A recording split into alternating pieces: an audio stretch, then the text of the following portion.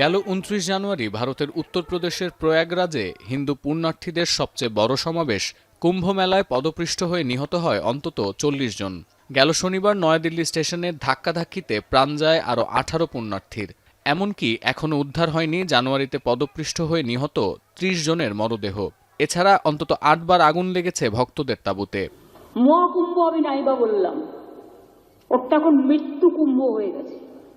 অব্যবস্থাপনার এই জলজ্যান্ত নজির সামনে এনে বিধানসভায় বিজেপিকে তুলোধুনো করেছেন পশ্চিমবঙ্গের মুখ্যমন্ত্রী মমতা বন্দ্যোপাধ্যায়। সাফ জানিয়েছেন, মহাকুম্ভের হাইপ তুলে পুণ্যার্থীদের মৃত্যুকূপে ঠেলে দিয়েছে বিজেপি। মমতা আরও অভিযোগ করেন, সাম্প্রদায়িক রাজনীতিকে সামনে রেখে মোদী সরকার টাকা কামানোর কুৎসিত প্রতিযোগিতায় নেমেছে।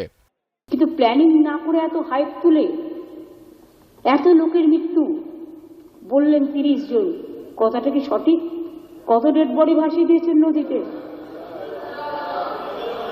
কত হাজার হাজার।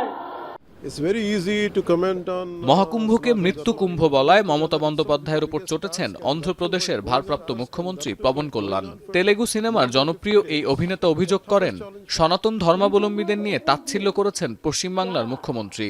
আর বিধানসভা থেকে সদ্য বহিষ্কৃত রাজ্যের প্রধান বিরোধী দলের নেতা ও বিজেপি সাংসদ শুভেন্দু অধিকারী বলেছেন, হিন্দু শব্দটি উচ্চারিত হলেই মমতার সরকার আতঙ্কিত হয়ে পড়ে। This kind of huge gathering, that too religious gathering.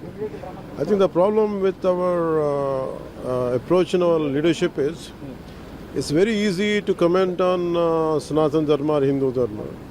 উনি আতঙ্কিত হিন্দু শব্দে, উনি আতঙ্কিত তোষণের শব্দে, উনি আতঙ্কিত মা সরস্বতীর নামে, মা দুর্গার নামে, মাতা কালীর নামে। শুধু পশ্চিমবঙ্গের বিধানসভা নয়, মহাকুম্ভ মেলার অব্যবস্থাপনা পরিণত হয়েছে জাতীয় ইস্যুতেও। উত্তরপ্রদেশের যোগী আদিত্যনাথ সরকারের সাথে মিলছে না হতাহতের সংখ্যা। এছাড়া মরদেহ উদ্ধার ও মৃতের সংখ্যা নথিভুক্ত করতে গড়িমসি করায় পুলিশের দায়িত্ব নিয়েও প্রশ্ন তুলেছে বিরোধী শিবির। সতীর্থ কর্মকার, এখন বিশ্ব। মাঠের অলরাউন্ডার আমি, আর ঘরের allrounder Tilex. Tilex toilet cleaner, clean মানেই টাইলক্স।